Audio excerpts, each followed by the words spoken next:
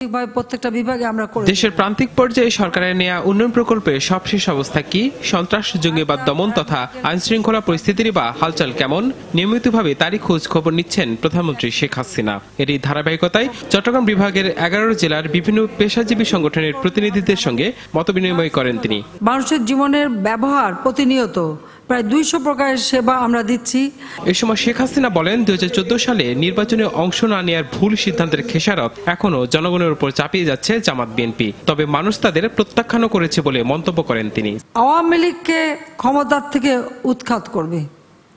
2014 সালে নির্বাচন ঠেকানোর নামে প্রায় 135 জনকে হত্যা করেছে। 71 সালে পাকিস্তানি হানাদার বাহিনী বাংলাদেশে করেছিল, আর তারপরে দেখেছি খালেদা জিয়ার দ্বারা করা।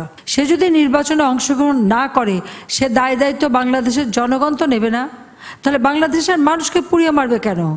রাজনৈতিকভাবে নিজে ভুল সিদ্ধান্ত নিয়েছে, আর সেই ভুলের খেসারত দিতে হবে আমার বাংলাদেশের জনগণ। কেন তারা তা দেবে? উন্নয়ন বিরোধী কর্মকাণ্ড রুখতে সবার সহযোগিতা চান প্রধানমন্ত্রী। এই সন্ত্রাস জঙ্গিবাদের স্থান বাংলার মাটিতে হবে না, এবং বাংলার মাটি অন্য কোনো দেশে কোনো ধরনের সন্ত্রাসী কর্মকাণ্ড চালানোর জন্য আমরা ব্যবহার করতে দেব না।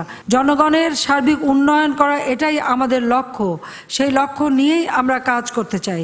তাই আমার এটাই আহ্বান থাকবে আপনাদের সকলের প্রতি, যে আপনারা সকলে ঐক্যবদ্ধ হয়ে আমরা আমাদের দেশকে যেন শান্তিপূর্ণ দেশে প্রতিষ্ঠা করতে পারি। এর আগে অনুষ্ঠানের শুরুতে চট্টগ্রাম বিশ্ববিদ্যালয়ের সুবর্ণ জয়ন্তীর উদ্বোধন করেন শেখ হাসিনা। আমি ব্যক্তিগতভাবে যদি বিশ্ববিদ্যালয়ে আসতে পারতাম, আমি খুব খুশি হতাম, খুব আনন্দিত হতাম যে সকলের সাথে আমার সাক্ষাৎ হতো, আর অত চমৎকার একটা নৈসর্গিক সৌন্দর্যের একটি জায়গা চট্টগ্রাম বিশ্ববিদ্যালয় আবার আমি দেখতে পারতাম। বেকারত্বের অভিশাপ নিয়ে যাতে ঘুরে বেড়াতে না হয়, তার জন্য আমরা ব্যবস্থা নিয়েছি যে স্ব উদ্যোগে তারা যেন কিছু কাজ করতে পারে।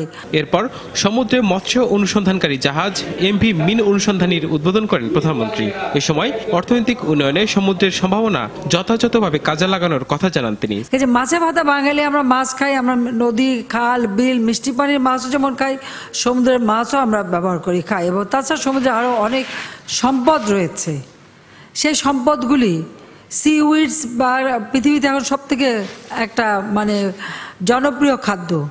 সেই সাথে সাথে ওখানে আমাদের গ্যাস, তেল পাওয়ারও সুযোগ রয়েছে। তাছাড়া অন্যান্য বিভিন্ন সমুদ্র সম্পদ আমাদের কাজে লাগাতে হবে। সরকারের উন্নয়ন লক্ষ্যমাত্রা অর্জনে সবার সহযোগিতা চান প্রধানমন্ত্রী শেখ হাসিনা। আর সাথে সাথে আমাদের যে মৎস্য